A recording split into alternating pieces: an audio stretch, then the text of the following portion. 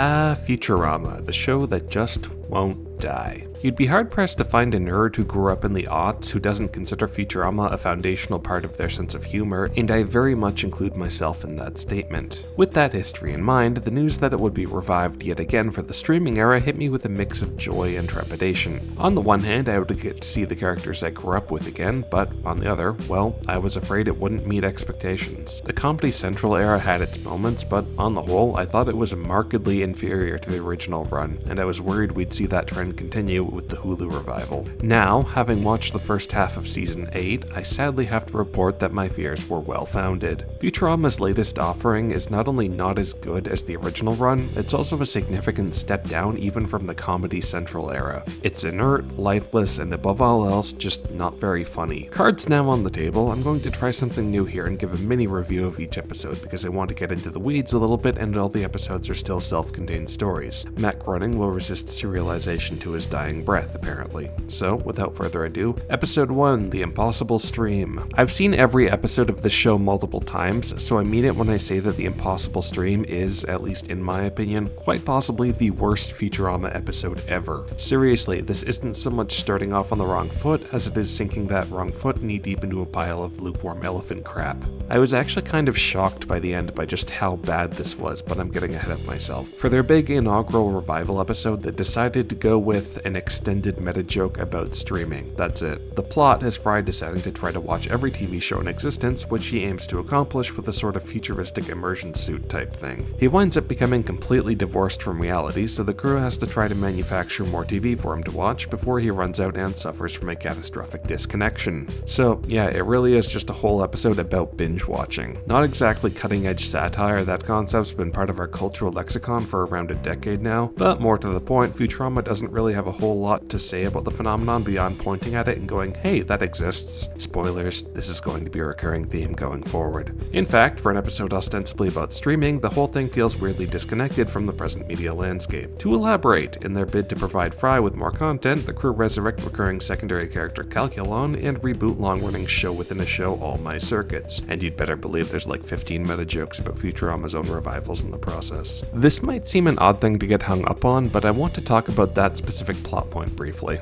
So, All My Circuits is a parody of All My Children, an influential and long-running soap opera that had its heyday in the 70s and 80s. That means that the centerpiece for our episode about streaming television is a parody of a show and genre really from decades before the streaming era. You could argue that this is simply economical storytelling since All My Circuits was already a long-established running gag, but to me, it kind of encapsulates one of the main problems with this season. The frame of reference from the creators feels increasingly out of date, which might not be an issue in and of itself, but when most of the episodes of the revival are attempts at topical satire, you wind up with this weird dissonance where the writers are trying to talk about something relevant but don't really have much to say. There are some token references to some newer shows here and there, but I felt a palpable disinterest in actual cultural commentary. Even beyond the satire not really landing though, the episode just plain sucks on a nuts and bolts level. The jokes don't work at all, the meta humor is forced and awkward, and even the voice acting feels kind of stilted, like the cast was out of practice or something. Which, fair enough, I guess, given the decades that's passed since the last episode, but still. All in all, just a really shoddy episode.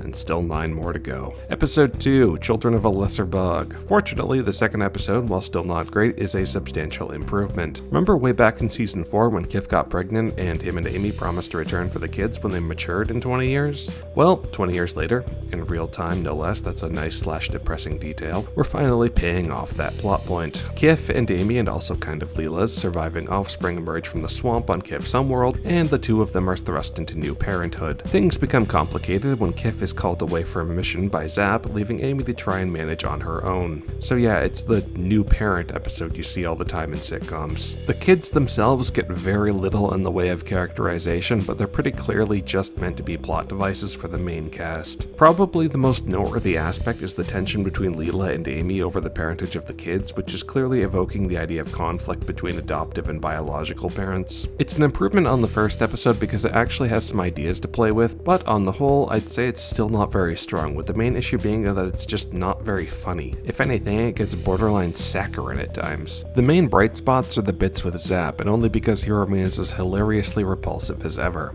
Episode 3, How the West Was 100 whatever. I said the Impossible Stream might be the worst episode the show has ever done, but this one provides some stiff competition. It's ostensibly supposed to be about cryptocurrency, but in reality it's just a stock Western parody, something Futurama has already done multiple times. The funny thing is, the show can barely even be bothered to pretend they're doing a crypto spoof. It's mostly a bunch of Old West jokes with the occasional backhanded reference to crypto or the surrounding culture thrown in. The connection between the two themes is incredibly tenuous, and it seems almost random, like they just took two unrelated ideas and smashed them together. This won't be the last episode like this either. It's a shame too, because crypto is such a ripe target for mockery, but the writers don't seem particularly interested in satirizing it. Frankly, I got the impression they don't even understand it very well. It seems like they just took a grab bag of surface level terminology, sprinkled it over an unrelated script, and tried to sell it as satire. I could maybe overlook the shallowness if the humor was on point, but it's not. I don't think I laughed a single time throughout the entire episode. If you're a comedy writer and you can't make something out of the Bored Ape Yacht Club, what are you even doing? Semi-unrelated, but this episode has a Doge reference. Seeing that crop up on an episode of Futurama just feels so fundamentally wrong, like watching your grandpa try to make it as a TikTok influencer.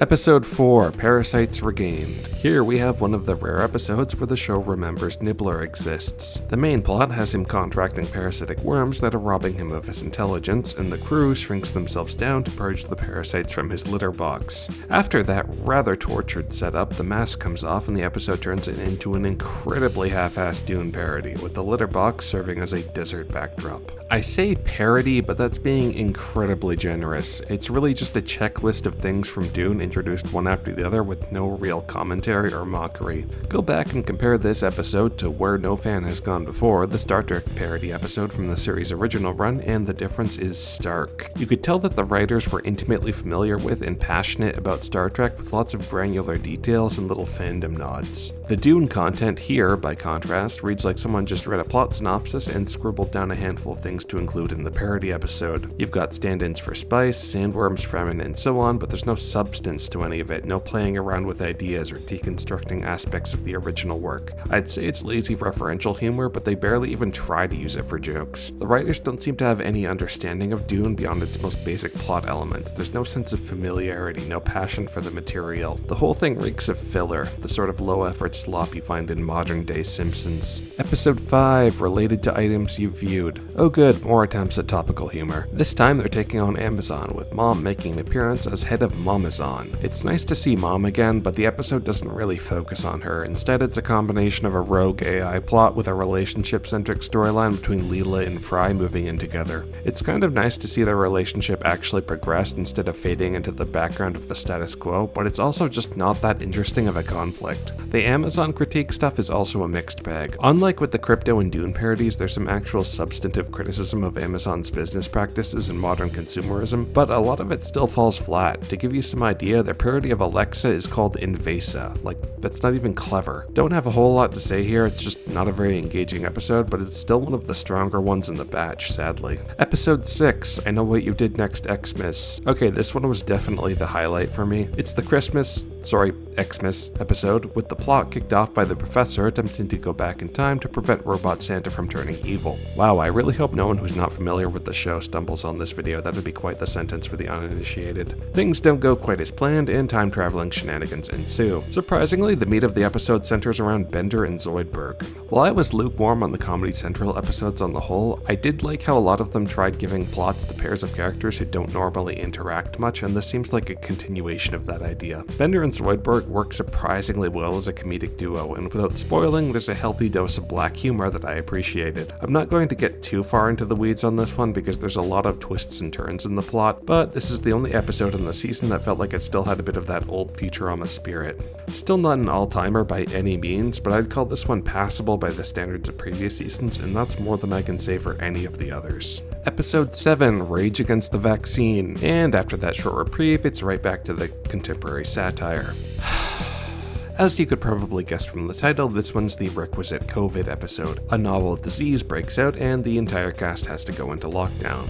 It's got the standard jokes you'd expect: Zoom call hijinks, paranoia about infection, quarantine isolation, and a bunch of stuff about anti-vax conspiracy theories and online misinformation, complete with a Joe Rogan reference. I will say the satire here was less painful than the crypto or Dune stuff, probably because it's easy to take the absurd scenarios we all lived through a few years back and just slot pre-existing characters into them. It's still not that incisive though. It feels, again, like the writers were going through a checklist of pandemic stuff to reference without really tying it into the story.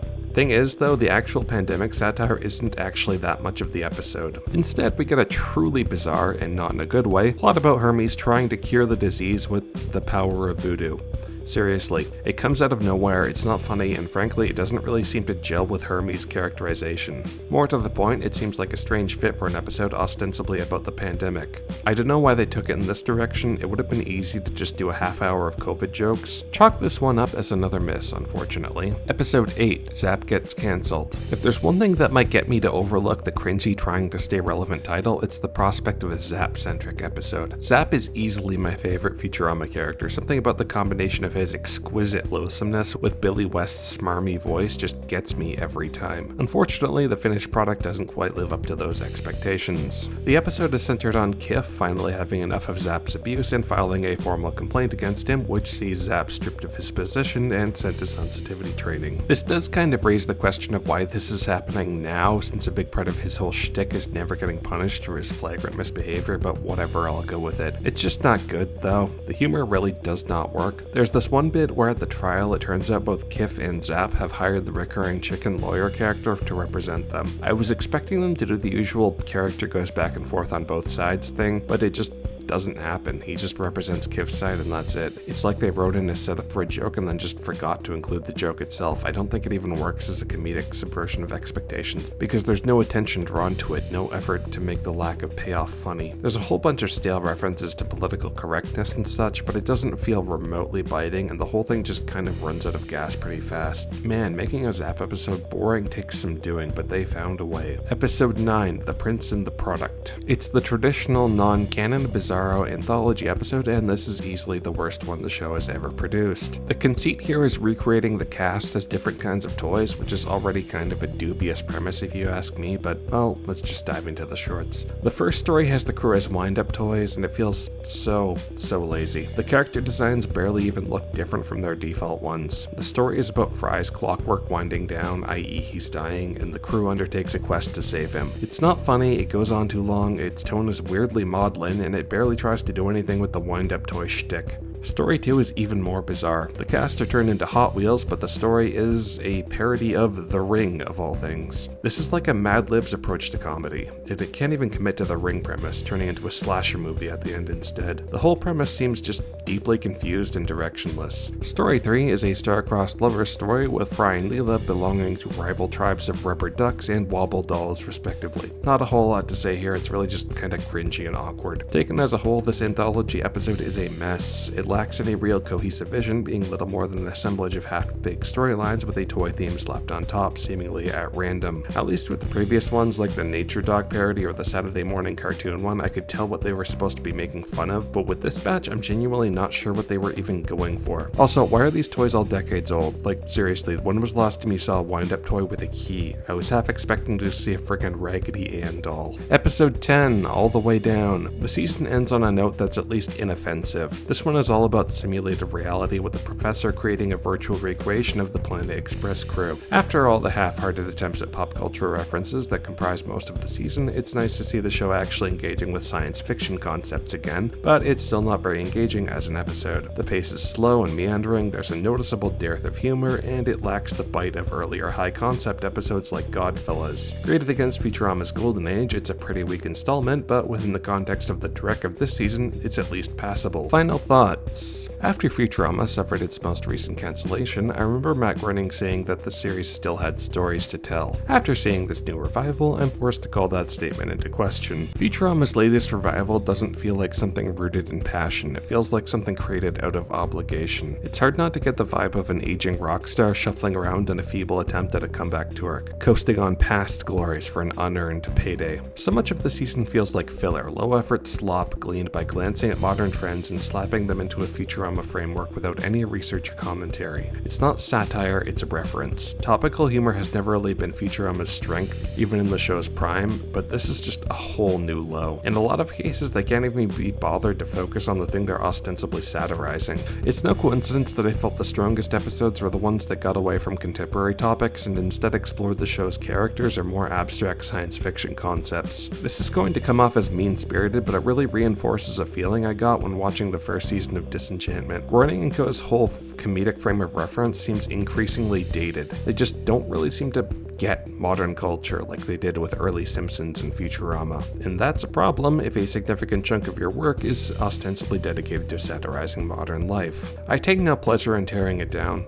Well, maybe just a little. But I do mean it when I say I love classic Futurama. That said, a lot of these episodes are just lazy. There's really no other word for it. The streaming, crypto, and Dune parodies in particular evoke writers who don't really understand the subjects they're making fun of and, more to the point, don't care to, eschewing meaningful contemporary cultural critique in favor of jokes centered on references to tropes and works that are decades and decades old. I came away from this season feeling deeply depressed, both by the lackluster quality of the season itself and what it represents about where things are going. The fact that this puddle of mediocrity gets a pass while fresh and original shows like Inside Job get cancelled left and right makes me despair not just for the state of adult animation, but for the entertainment industry as a whole. In summary, Futurama Season 8 is at best a tepid rehash and at worst a sad attempt to cling to relevance by a show that's long since run out of gas. I wrote this up a few days after finishing it, and even after taking notes while watching, I often found myself struggling to remember what happened in a lot of the episodes. There's more on the way, and while I don't discount the possibility that they could improve from here, I find myself, someone who considers the original run a formative experience, now dreading the prospect of a return to the world tomorrow.